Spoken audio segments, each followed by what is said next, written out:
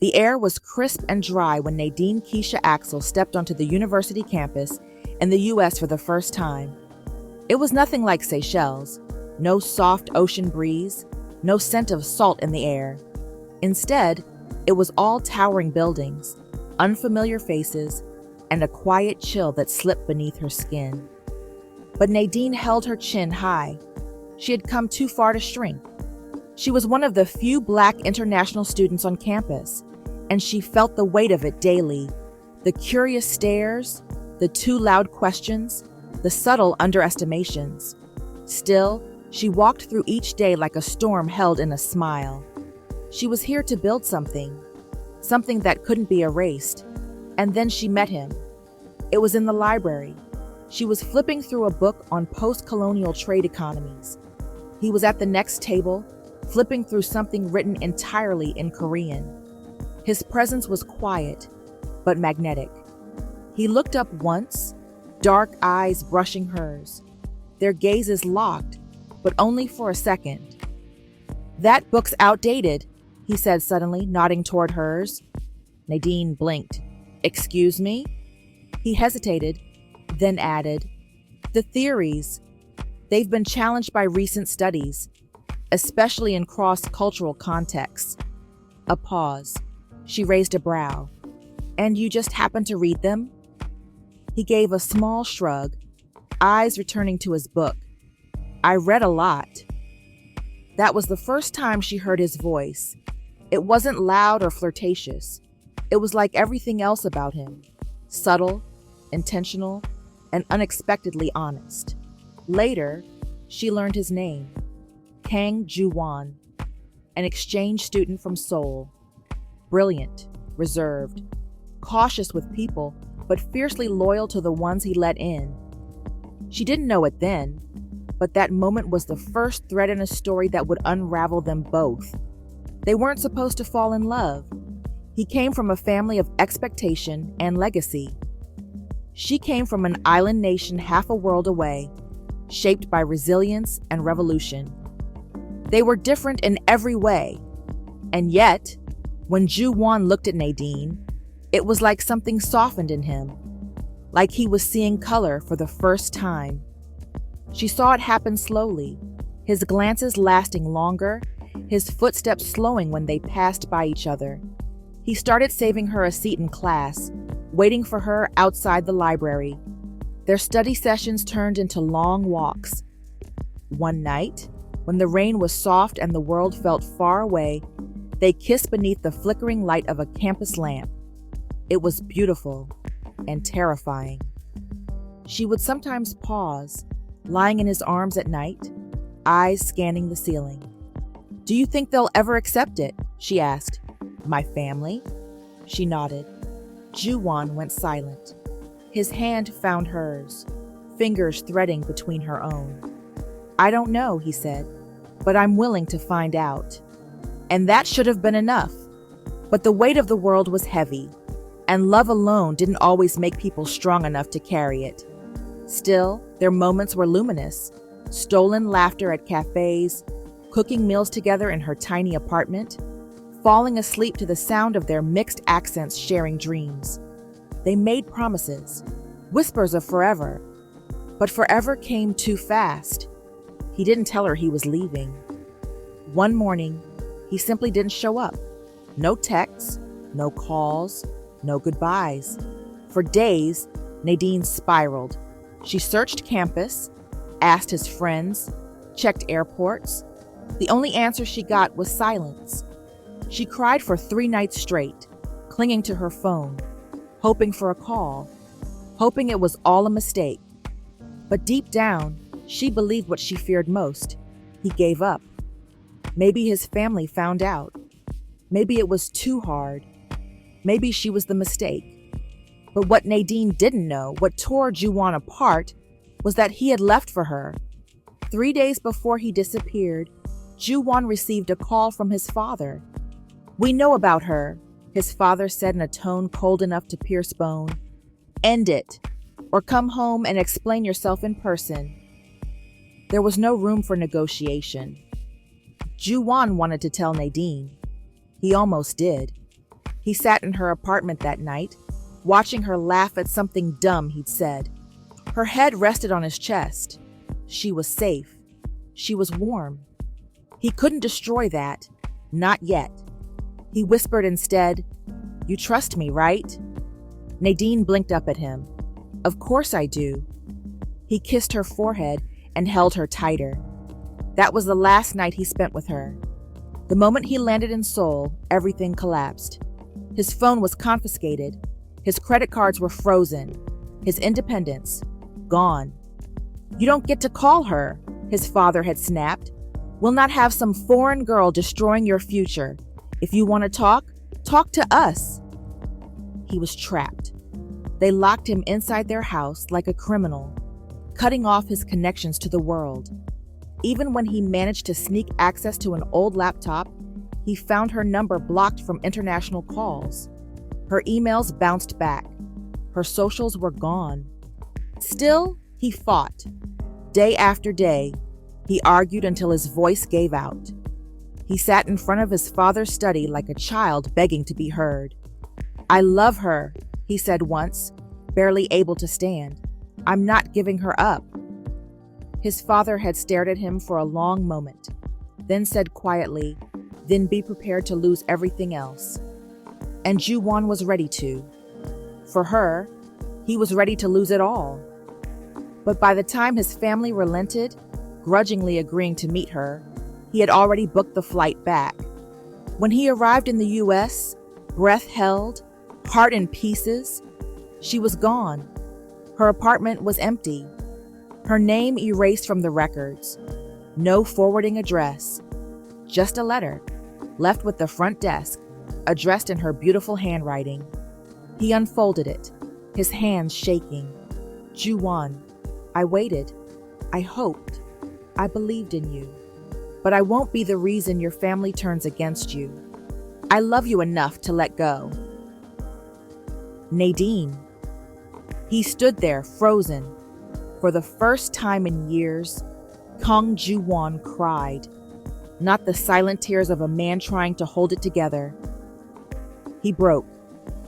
In the middle of a university hallway, with her letter crushed against his chest. He never told anyone what it said. He just folded it neatly and kept it with him, pressed into his wallet like a scar that never healed. The city glittered beneath Ju-won's office window, but he never saw it.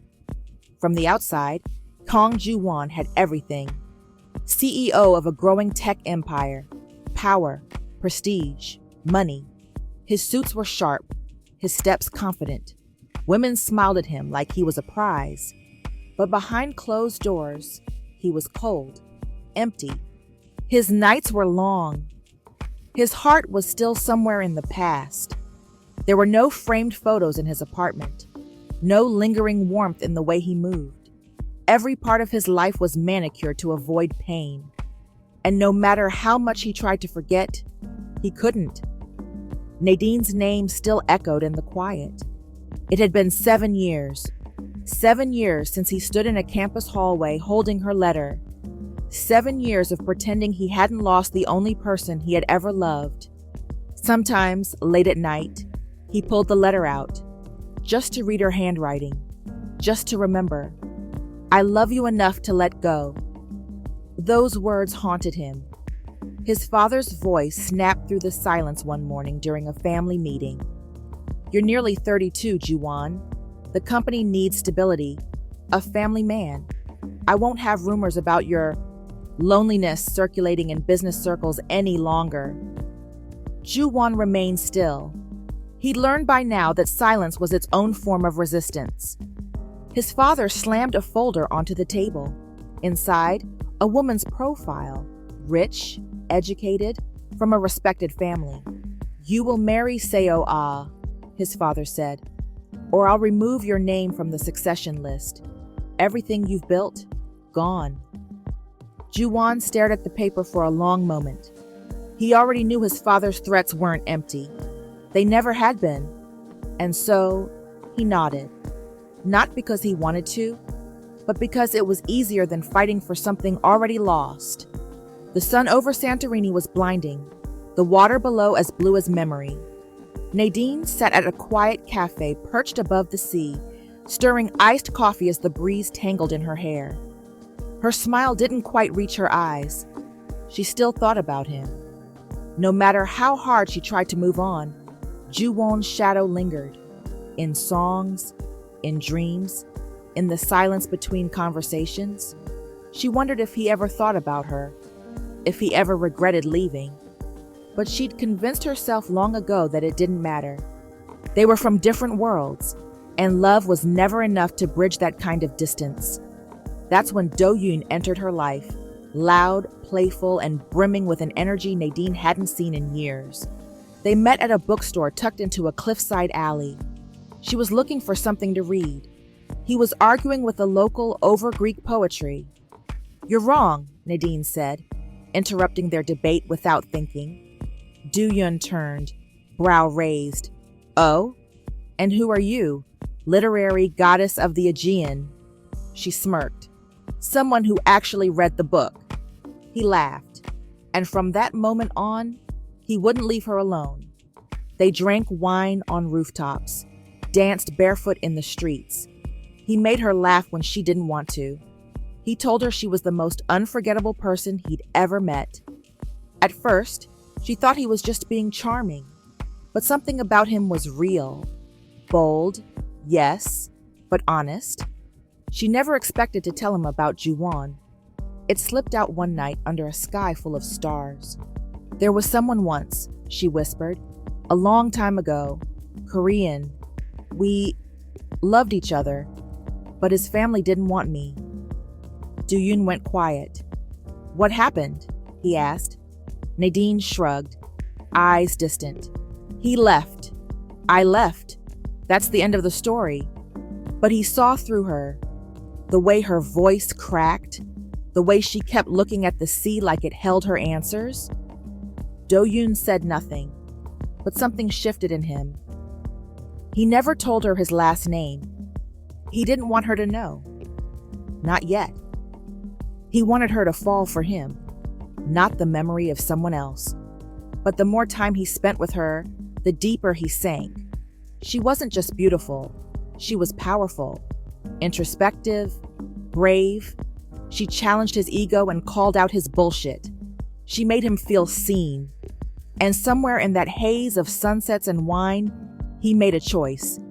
He was going to take her back to Korea, introduce her to his world, show her that she deserved more than a ghost of a love that abandoned her. A part of him wanted to believe he was doing it for love, but another part, the one he didn't admit, was that he wanted to beat his brother. Just once. Just this once. Nadine had no idea what was coming. When she stepped off the plane, she had no idea she was walking back into the heart of her own unfinished story. Do-yoon wrapped an arm around her shoulders. "You'll love Seoul," he said. "It's loud, chaotic, and way too serious, but I think you'll balance it out." She smiled faintly. "I trust you." He smiled back, but something twisted in his chest. He hadn't told her that Ju-won lived here, that Ju-won was his brother, and that Ju-won was about to get married. Not yet. He needed more time. But time was running out. The sunlight cut through the Seoul skyline as the family estate prepared for the first engagement dinner. Ju-won adjusted his cufflinks in the mirror. Routine, automatic, emotionless. Then a voice rang through the hallway, laughing, bright, carefree. Do-yoon, his younger brother, the family rebel, the only one who had gotten away. "Hyung!" Do-yoon called. "I'm back!" Ju-won turned, and the world collapsed. Nadine, she was standing there, more beautiful than memory. Her curls longer, skin sun-warmed, eyes wide with disbelief. For a second, no one spoke. Then her lips parted. Ju-won. His breath caught in his throat. His heart punched his ribs. "Nadine?" he whispered, voice hoarse. "How? Why? You two know each other?" Do-yoon grinned. Small world, huh? But Nadine's face had gone pale. Her hand dropped from Do-yoon's arm as if it burned her. Ju-won took a step forward. You're with him? Her voice was quiet, guarded. We met traveling. I didn't know you were... His eyes narrowed. Engaged? A pause. She nodded, slowly. And then he laughed. Short, bitter, joyless. Of course you show up now. They met that night in the garden behind the estate. Lanterns swayed above them, casting golden light over trembling shadows. He stood with his back to her, fists clenched. I never left you, he said. I went back to fight for us. Her voice broke. What? He turned. Pain laced every word. You were gone when I returned. I called. I wrote. But nothing came back. I thought you gave up. She stepped back, stunned. I didn't. I left a letter. I thought you gave up. Ju-won shook his head. They lied to both of us. Silence fell. A sharp, gutting silence. I thought I was protecting you, she whispered. I didn't want to ruin your life. You were my life, Ju-won said. Tears stung her eyes. I would have stayed. If I knew, I would have waited. He stepped closer, desperation in his voice. Then stay now. Her breath hitched. But... She shook her head, voice trembling. I'm here with your brother. And I'm marrying someone I don't love, he snapped. Does that mean any of this is right? He reached for her hand. Don't let them win again. Her fingers curled, just shy of touching his. But she didn't pull away, because deep down, neither of them had ever let go. Do-yoon had never been like his older brother. Where Ju-won was composed, dutiful, and calculated, Do-yoon burned hot with instinct, rebellion, and the refusal to be boxed in. He was the son who said no, the one who vanished from Seoul to roam Santorini with a camera, a passport, and a taste for freedom. But then he met her. Nadine hadn't fallen for him, not the way he had for her, but her laugh stayed with him after she left the cafe. Her mind challenged him. Her strength humbled him. She was the only woman who didn't treat him like a rich boy with too many opinions. And when she talked about Seychelles, he found himself listening harder than he ever had to anyone. He thought, maybe, just maybe, he could be the one to give her a new home. And when he found out about her past with Ju-won, he told himself it didn't matter. It was years ago, he said aloud one night, pacing his apartment. She's not his anymore. Meanwhile, Ju-won stood across from his father again, older, angrier, and more defiant than he'd ever dared to be. I want to cancel the engagement. His father didn't look up from the papers on his desk. No, it's not working. I won't marry someone I don't love. His father set his pen down and met his gaze with steel. Then you'll be disinherited, stripped from the company. I'll ensure your name is forgotten in every room that matters. He paused, then added with venom, you'll bring shame to your mother, to your ancestors, and for what? A mistake from your youth? Ju-won's jaw tensed. She's not a mistake, he said, low and dangerous. She's the only thing I've ever been sure of. But his father stood unbothered. Then choose, her or the family that gave you everything. At first, Nadine avoided Ju-won's eyes. When he entered the room, she left it. When he spoke, she replied only when necessary. She told herself it was to protect Do-yoon. But the past has a cruel way of bleeding into the present. One night, she wandered into the old greenhouse behind the estate. The glass was fogged and moonlight pooled across the tile floor. She thought she was alone, until she turned and found Ju-won standing in the corner, half in shadow. Neither of them spoke for a long time. This place still smells like jasmine, she whispered. You used to tuck them behind your ear, he murmured. She looked down. Her heart was beating far too fast. We shouldn't be alone, she said quietly.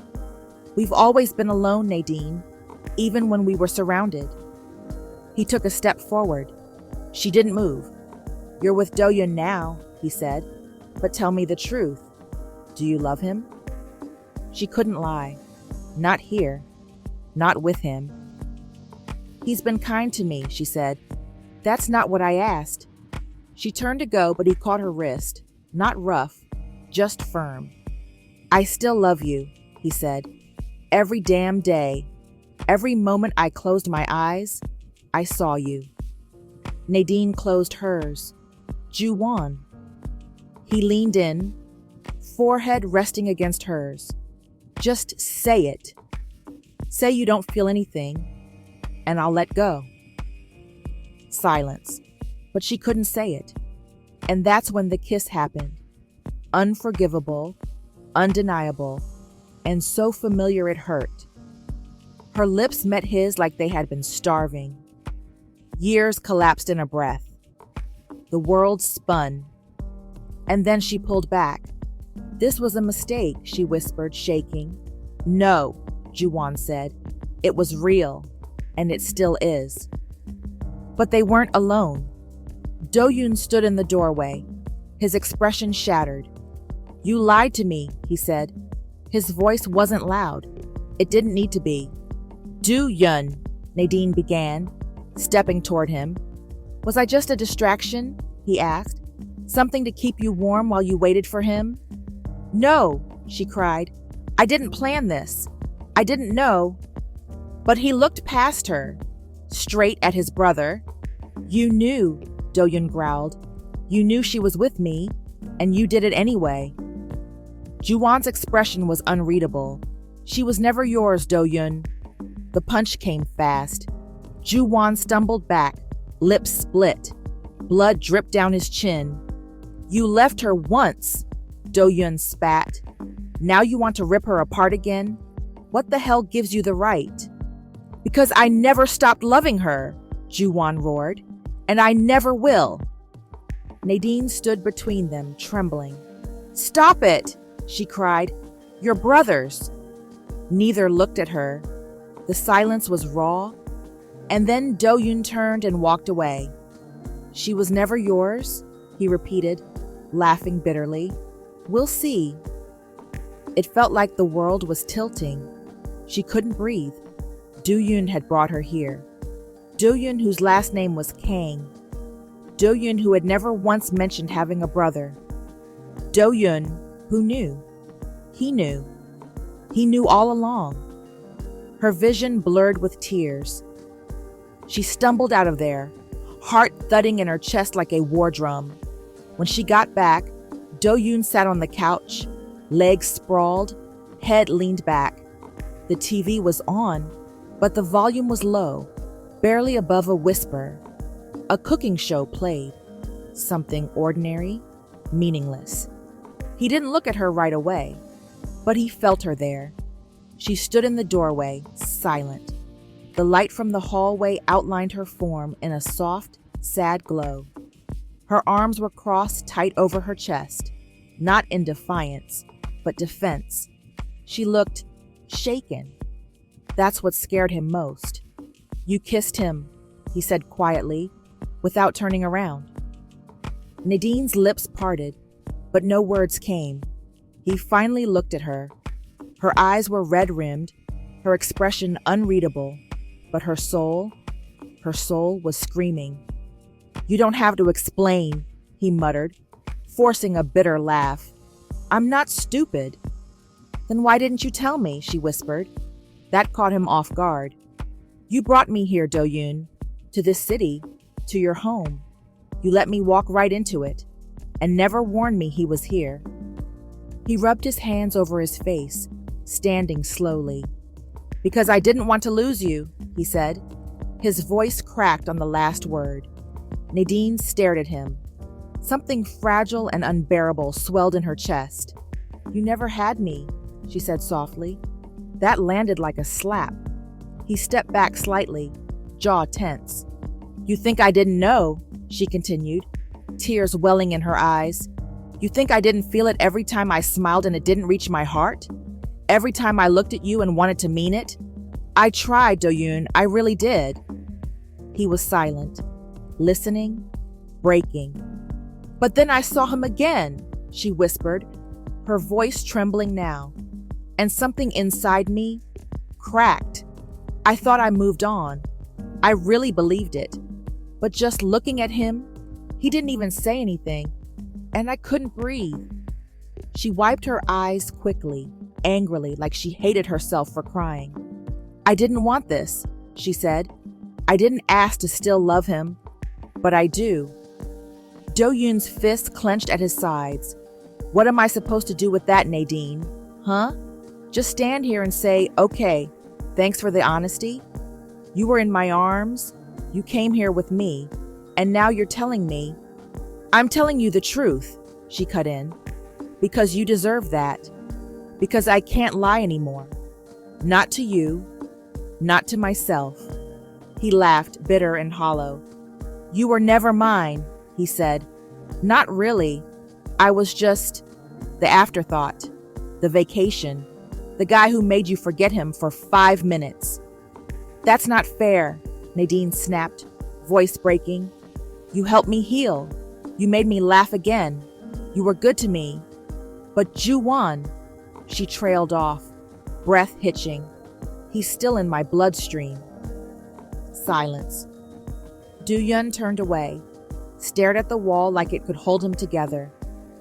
Do you still want to be here? He asked, voice barely audible. Nadine took a long breath. Her answer was simple, devastating. No. He nodded once, didn't cry, didn't yell, but something inside him collapsed. Then go, he whispered. And she did. Nadine didn't know how long she walked. The streets of Seoul blurred past her, crowded, bright, full of life. But inside, she was somewhere else entirely. A place where time twisted, where the present blurred with the past.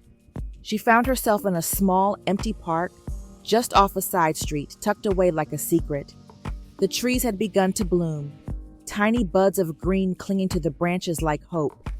She sat on a bench and let the quiet wrap around her. And then she let herself fall apart. Her shoulders shook silently at first. Then the sobs came harder, violent, raw, stolen from the center of her chest. She cried for herself, for Do-yoon, for the time she lost, for all the years she spent pretending the wound had closed when it had only been waiting to split open again. She covered her mouth with both hands, trying to silence the sound, but it was useless. The ache clawed its way out. Why does it still hurt? She whispered into the open air. Why does he still have me? She reached into her bag and pulled out her phone. Her finger hovered over his name. She had never deleted his contact. Not truly. She told herself it was in case of an emergency. In case one day she needed to know something. But the truth was crueler. She couldn't let go. Her thumb hovered over the call button. She didn't press it. She leaned back against the bench, tears still streaking down her face, and stared up at the sky. I would have waited, she whispered, voice barely there. If I had known, I would have fought. And that's what broke her again. Not the years they lost, not the pain, the what if, the almost, the maybe, the we could have. She stayed in that park for a long time, until the sun began to dip behind the buildings, until her breath stopped shaking, until there was only quiet. She wasn't okay, but she was done lying. She needed to face him, not to beg, not to fix what couldn't be fixed, but to say it, to finally, after all these years, let the truth come out. And that's when he appeared. At first, she thought she imagined him, a ghost summoned by the ache in her chest. But then he stepped closer, Ju-won, out of breath, disheveled, like he had been searching. Their eyes locked, and everything they'd buried came to the surface. "I've been looking for you," he said, voice low, urgent. She didn't move. "How did you find me?" "You always ran toward quiet," he said, "even when everything hurt. I figured, if I were you, I'd run here." She let out a soft, broken laugh. It cracked at the edges. "You always knew where to find me, just never when it mattered." That silence again, so full of history it was almost unbearable. He took one step closer, then another. "It mattered to me," he said. "It still does." She didn't respond. She couldn't. Her heart was racing too loud. "I didn't get married," he added suddenly. Her breath caught. "What?" "I couldn't go through with it," he said. "I walked away." Their eyes met, and this time, neither looked away. "Tell me to leave," he whispered, "and I will, right now. I'll walk away and let you move on." She stared at him, every muscle in her body trembling. He stepped closer, close enough now that she could feel his warmth. "But if there's even the smallest part of you," he whispered, "that still loves me, I need to know." The moment hung between them like a thread, fragile, glimmering, close to snapping. Ju-won stood just a breath away, eyes locked on hers, like if he looked away she might vanish again. "Tell me to leave," he repeated softer now, "and I will, right now. I'll walk away and let you move on." His voice trembled at the edges, but his gaze stayed steady. Nadine's throat tightened, her lips parted, her heart was screaming. Say it. Say you love him. Say you never stopped. Say you want him to stay. But nothing came out. She looked at him, really looked. The man she had once dreamed of marrying, the boy who held her under quiet stars and promised to fight, the one who disappeared, then came back too late. And now, he was here again, willing, waiting, choosing her. She blinked fast, eyes stinging. "You didn't marry her," she whispered, just to confirm it wasn't a dream. He shook his head. "I couldn't." "Why not?" she asked, even though she already knew. He didn't hesitate. "Because she wasn't you." Nadine let out a shaky breath. She looked down at her hands.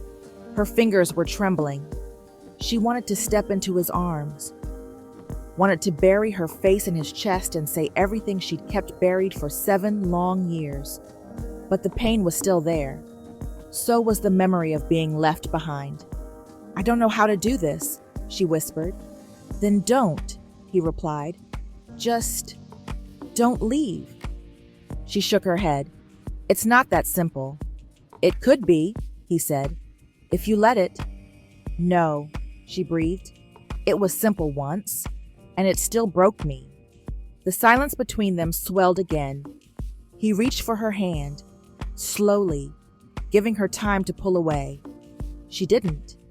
His fingers brushed hers, gentle, like he was touching something sacred. "Do you still love me?" he asked, voice barely above the wind. Her mouth opened. The words were right there. Yes, but they got stuck in her throat. "Ju-won," her voice cracked. "I can't. Nadine." "Don't make me say it," she whispered. "Not yet. Please." He stilled. The wind stirred the cherry blossoms in the trees above them. One petal drifted down between them like the softest goodbye. She looked at him, eyes full of all the things she couldn't say. "I just need time," she said, and it shattered her to say it. "I'm not ready to break again." Ju-won's expression folded into something unspoken, something raw. But he nodded, slowly, heartbreakingly. "Then I'll wait." She turned, and this time, she walked away with her shoulders shaking. Ju-won didn't follow, but he didn't leave either. She was gone again. Ju-won stood in the park long after Nadine disappeared down the path. long after her footsteps faded and the soft rustle of wind took their place.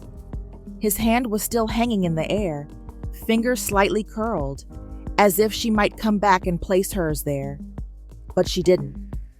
She asked him not to make her say it, and he didn't. Because if there was one thing he knew about Nadine, it was that love, for her, was never loud. It was in the things she didn't say, the way her eyes shook, the way she trembled when he stepped too close, the way she almost said his name like a prayer instead of a goodbye. He lowered his hand and sat on the bench where she'd cried earlier. The seat was still warm. He leaned forward, elbows on his knees, staring at the ground. "You're still here," he murmured, "even when you're gone." It wasn't fair to either of them. He had waited 7 years, 7 long years filled with silence, with her handwriting folded into his wallet, with a dull ache that never really left. He thought he'd forgotten the sound of her voice. He hadn't. He thought his heart had scarred over. It hadn't. "What am I supposed to do, Nadine?" he whispered, closing his eyes. "Beg you? Fight you? Let you go?" He let out a low, humorless laugh. "You asked for time," he said. "But what you don't know is, I already gave you every second of mine." The sun had dropped behind the buildings now. The sky had turned from gold to lavender to deep navy. Still, he didn't move. He didn't call his driver, didn't check his phone, didn't look for distractions. He just sat and waited. Because even if she didn't love him enough to stay right now, he loved her enough not to leave. She thought the hardest part would be walking away, but it wasn't. The hardest part was how he didn't follow. Nadine had expected it.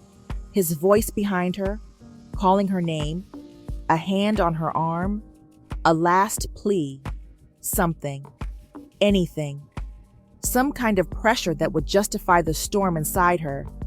But there was nothing, just the sound of the wind in the trees, the rustle of her footsteps, and the steady thudding of her own fractured heart. It wasn't until she got home, alone, that the weight of it settled in. She sat on the floor of the dark guest room, knees pulled to her chest, staring at the blank wall like it might blink first. "He didn't follow me," she whispered, and for some reason, it shattered her. Not because she wanted him to force her to stay, but because he didn't. He'd always been like that, hadn't he? Ju-won never raised his voice, never begged, never tried to control her.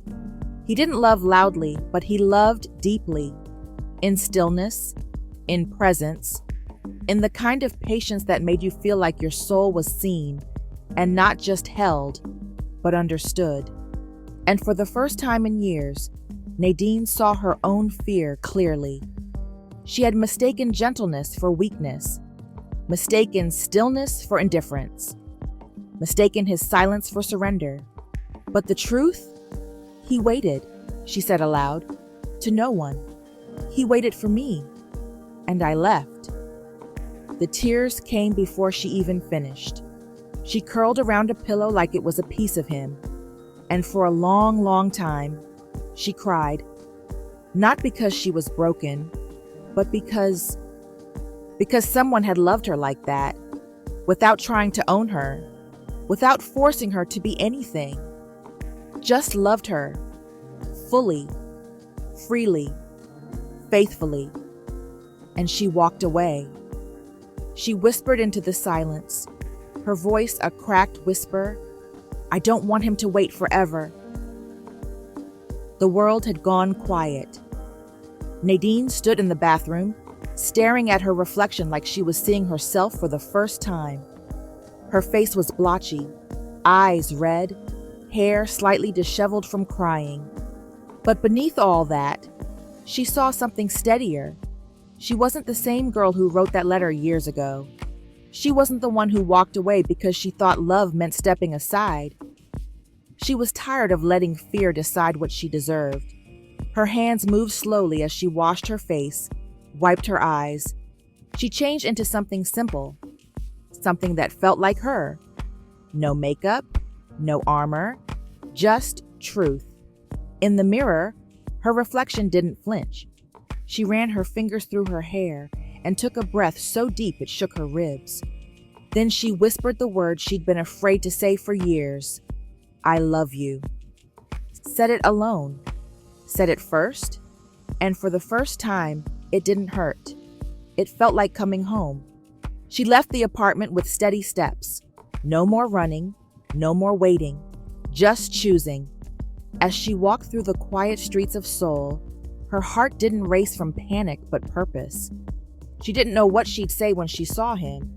She only knew one thing now. She wanted to say it. Out loud. To him.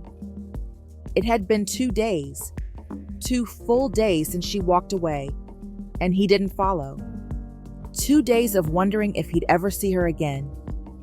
2 days of silence, of waiting, of faith. And now, he was back in that same quiet park, where it all cracked open. The cherry blossoms were blooming overhead. Gentle petals drifted through the air like slow snow. He sat with his coat folded on the bench beside him, hands clasped in front of him, eyes cast low.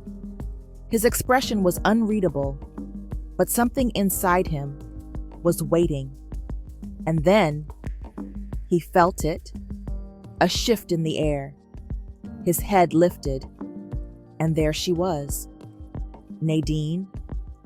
Hair curled gently by the wind, eyes soft and uncertain, lips trembling, not from fear, but from everything she'd held back for too long.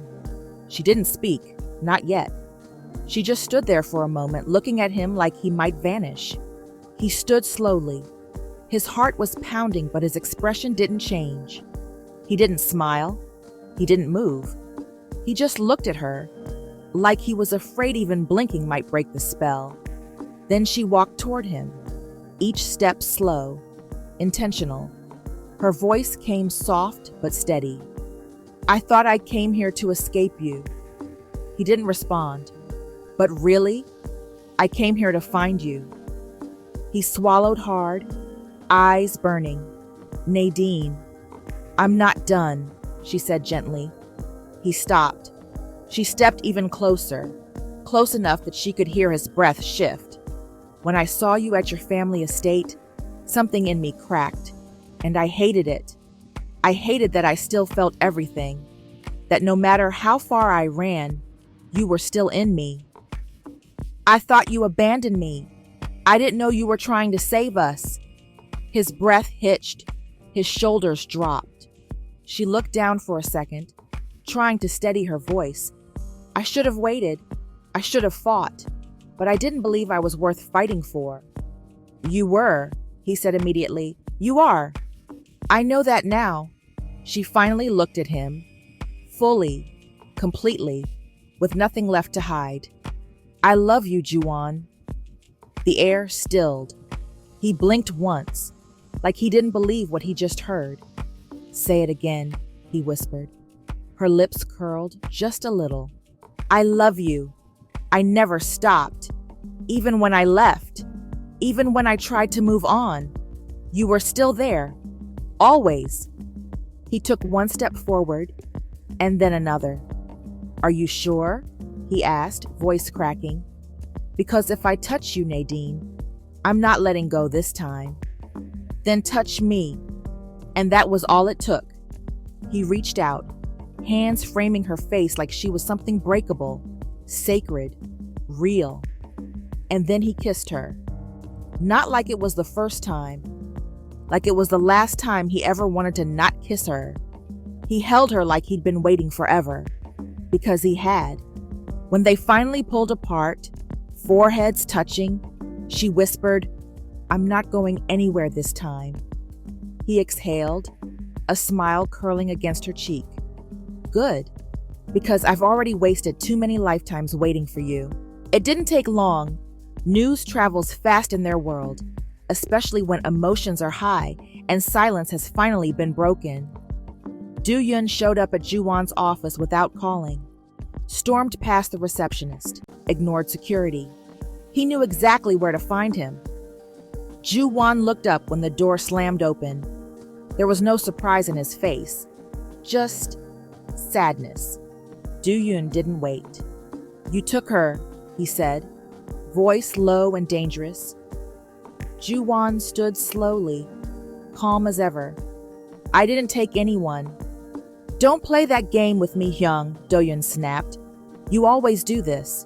You disappear, you break things, and then you come back and pretend like you didn't." Ju-won's eyes narrowed.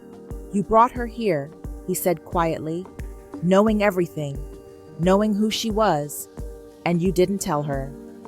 "Because I knew what would happen," Do-yun shouted. "I knew the second she saw you, I'd lose." There it was, not just anger, pain. "You don't get to act righteous," Do-yun went on, voice rising. "You left her, Ju-won. You vanished. You broke her heart before I even met her." "I left to protect her," Ju-won said, his voice shaking now. "I went back to fight for her. I didn't know my family would trap me, that she'd think I abandoned her. I didn't know I'd come back too late." "And I picked up the pieces," Do-yun growled. "I made her laugh again. I held her when she couldn't sleep, and she still—" His voice cracked. "She still looked for you." Ju-won's silence said it all. Do-yun stepped forward, fists clenched.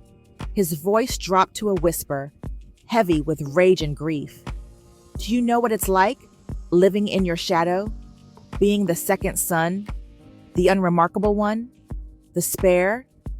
I finally had something real, someone who saw me.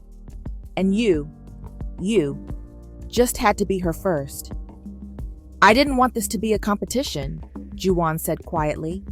"It was never supposed to be that." "But it always is," Do-yun spat, "and you always win." Ju-won's jaw tightened.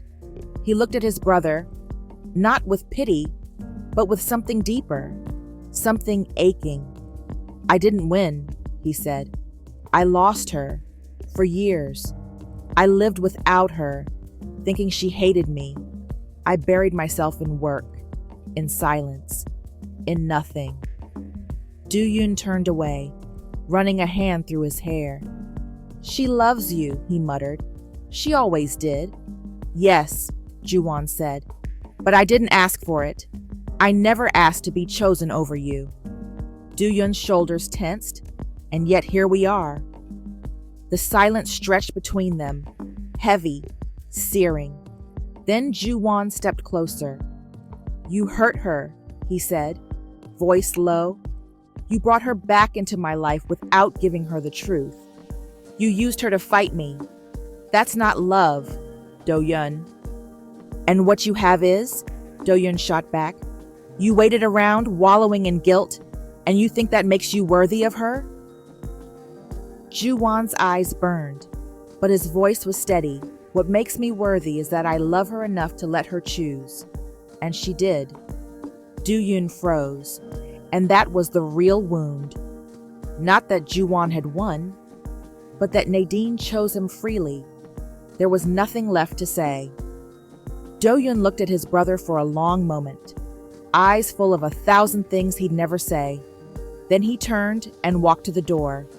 Before he opened it, he said, without looking back, "I hope you don't break her again, because if you do, I won't be the one picking up the pieces this time." Then he left. The room was quiet. Ju-won didn't move, didn't speak, just stood there, his heart breaking over the brother he might never fully get back. It was past midnight when Nadine heard the door open. Hesitant. She didn't move at first, just sat on the edge of the bed in the dim light of her apartment, staring at the half-open window and the drifting breeze. She didn't need to turn around to know it was him. She felt him. Ju-won stepped in slowly, shutting the door behind him with a soft click. He didn't say anything, not at first. His jacket was slung over one shoulder, his hair slightly mussed like he'd run his hands through it too many times. He looked tired. Not the kind of tired you sleep off, the kind that lives in your bones. She stood, quietly, walked over to him without a word, and just looked at him. His eyes finally met hers, and that's when she saw it. The weight, the guilt, the sadness. "What happened?" she asked, voice barely above a whisper. He opened his mouth, then shut it again. She stepped closer. "Ju-won." His breath caught. "I saw Do-yun," he said. "He came to the office." Her chest tightened. "And?" He laughed once, dry, bitter. "He wanted to know why I took you from him." She stared at him, waiting. "I told him I didn't," he said, "that you chose, and he couldn't take it." Ju-won looked down, jaw clenched, fingers curling into fists. "I've spent years trying to protect this family," he said, "sacrificing, obeying, disappearing, and all it gave me was silence and distance." Nadine reached out, gently uncurling his hands. "I think," she said softly, "you finally chose you." He looked up, eyes rimmed red but not crying. "Not yet." "And I lost him," he whispered. "My own brother." She wrapped her arms around him slowly, pulling him into her chest. He stiffened for just a second and then collapsed. Not dramatically, not loudly. He just let go. His arms slid around her waist, his head tucked into the crook of her neck, and he held her like she was the only thing keeping him tethered to the ground. "You didn't lose him," she murmured. "He just needs to find his own way, like we did." He didn't say anything, just stayed there, wrapped in her warmth, in her forgiveness, in the truth that for once, he wasn't alone. She stroked his hair gently, lips brushing the side of his head. "You don't have to be strong right now," she whispered. "Not with me." And that's when he let the tears fall. Quiet, steady, not for weakness, but for the first time, in relief. Because someone was finally holding him. The cafe was nearly empty. Nadine sat in the back corner, fingers wrapped around a lukewarm cup of tea she hadn't touched. Her eyes were tired, her thoughts slow. She'd come here for air, for space, to feel something like normal again. The door chimed softly as someone walked in. Nadine didn't look up until the footsteps stopped in front of her table. "May I sit?" That voice, clear, calm, and unmistakably composed. Nadine raised her eyes slowly. Zio-ah, immaculate, graceful, wearing all beige and cream, not a hair out of place, but something in her eyes, sharp and dimmed, betrayed the elegance. She looked tired, but she sat down before Nadine could respond. For a moment, neither of them spoke. Just two women who once stood on opposite sides of a life that no longer existed. "You must be Nadine," Seychelles said softly. "I've heard your name before. In silence, mostly." Nadine swallowed. "I didn't mean for any of this to happen." "I know," Seychelles replied. She stirred the tea she hadn't ordered, slowly, precisely, as if it helped keep her hands from shaking. "I wasn't in love with him," she said. "Not truly, but I could have learned to be. I told myself that would be enough, that it was enough for him too." Nadine looked down, guilt creeping up her spine. "He never talked about you," Seychelles continued. "Not the way people talk about someone they're going to marry. He was always distant, but polite, controlled. I thought maybe he just loved quietly." She let out a small laugh. It wasn't bitter, just tired. "Then I saw him the day he left me," she said. "When he walked away from the wedding. I've never seen a man look more alive, or more sure." Nadine's throat tightened. "I'm sorry." Seychelles looked at her then. Really looked. Her eyes weren't cold, just wounded. "Don't apologize for being loved," she said, "but don't pretend this didn't cost something." Nadine nodded slowly. "I know. I used to think love was about showing up, being the steady hand, the logical choice." She gave a small smile. "But I was standing right next to him, and he was still reaching for you." A long silence followed. Neither woman rushed to fill it.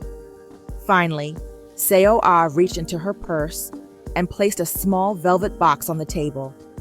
Nadine recognized it instantly. The ring.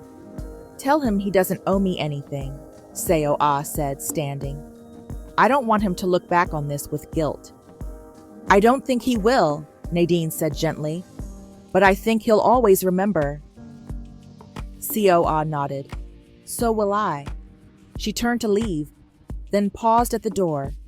Her voice was quiet, but firm. "He chose you. He always would have. Just make sure it's worth what it cost." Then she walked out. No tears, no goodbye, just the truth, folded in elegance. And Nadine sat there, staring at the ring box, knowing what it meant. The apartment was still when Nadine came in. Ju-won sat on the couch, half turned toward the window, his face bathed in soft golden light. He didn't hear her at first, or maybe he just didn't want to break the quiet. She stepped in slowly, coat still on, the velvet ring box in her hands. He turned at the sound. When he saw her, really saw her, his eyes immediately softened. "Where did you go?" he asked, voice gentle. She hesitated, then held up the box. "I saw Seo-ah." His expression shifted, subtle, but it hit. He stood slowly. "What did she say?" Nadine stepped forward, eyes locked on his. "She said she was never really in love with you, but she would have learned to be." Ju-won's jaw clenched. She deserved better than that. "She did," Nadine agreed, "and so did you." She placed the box in his palm. "She left this with me, asked me to tell you, you don't owe her anything." He stared at it for a moment, then closed his fingers around it without looking. "Do you feel like you owe her?" she asked quietly. Ju-won raised his eyes. "I feel like I failed her." "So did I," Nadine whispered. "In a way." He frowned. "You didn't." "She told me not to pretend this didn't cost something," Nadine interrupted, her voice trembling. "And I haven't stopped thinking about that." She stepped closer now, breath uneven. "I just need to ask you something, Ju-won." He didn't move. "Are you sure?" she asked. "Are you really, truly sure? About me?" He didn't answer right away. Instead, he reached out, pulled her in, slowly, carefully, like she might break. Then he kissed her forehead. "I have never been more sure of anything in my life." She closed her eyes, sinking into him. "Even after everything?" "Especially after everything." "Even after your brother?" "Even after myself." She let out a breath she hadn't realized she was holding. I don't want to be the reason people get hurt." "You weren't," he whispered. "You were the reason I came back to life."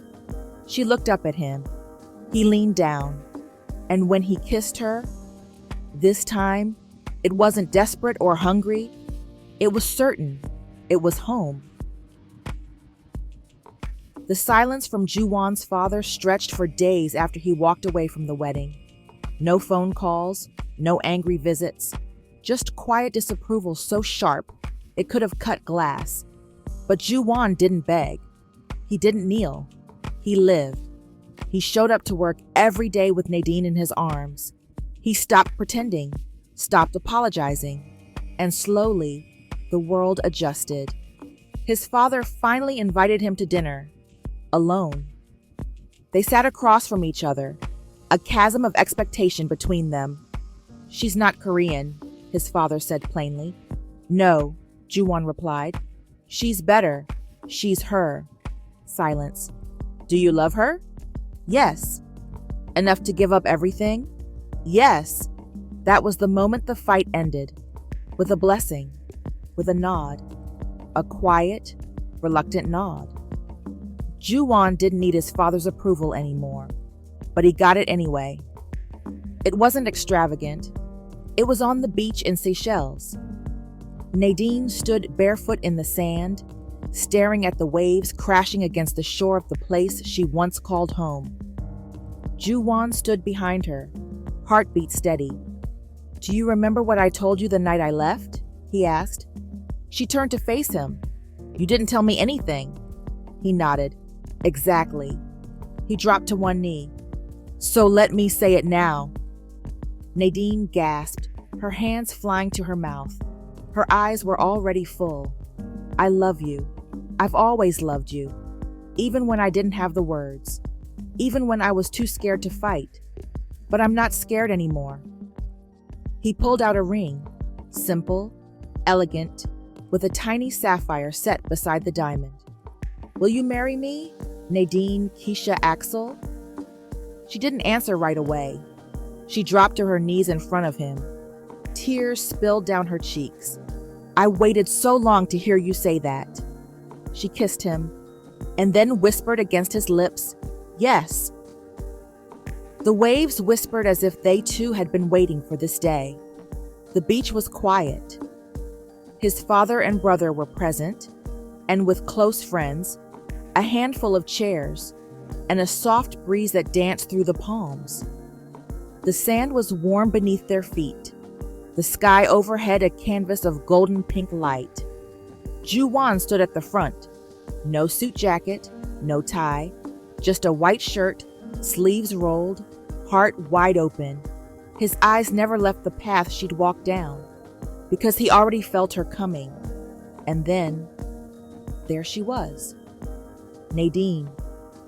Her dress was simple, flowing, sleeveless, soft ivory. She was barefoot, walking slowly through the sand. Her curls framed her face, adorned with tiny white flowers woven in by her best friend that morning. Her eyes locked onto his, and she smiled, the kind of smile that said, "I made it. I'm home." Ju-won's breath caught. He'd seen her in every kind of moment, broken, furious, shining, but never like this, whole. When she reached him, he didn't ask if she was sure, because he already knew. They turned toward the officiant, but it was clear. This wasn't about tradition. It was about them. "Nadine," Ju-won said, voice steady, but thick with feeling. "When I left, I thought I had ruined everything. But you are the part of me that never gave up.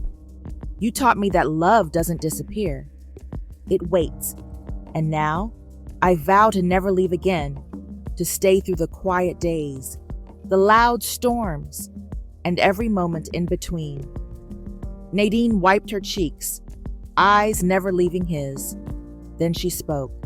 "Ju-won, I once believed love meant letting go, that I had to sacrifice my heart to protect yours. But I was wrong. Love means choosing you, every day, even when it's hard, even when I'm scared, and I vow to keep choosing you. In Seoul, in Seychelles, in every corner of this life."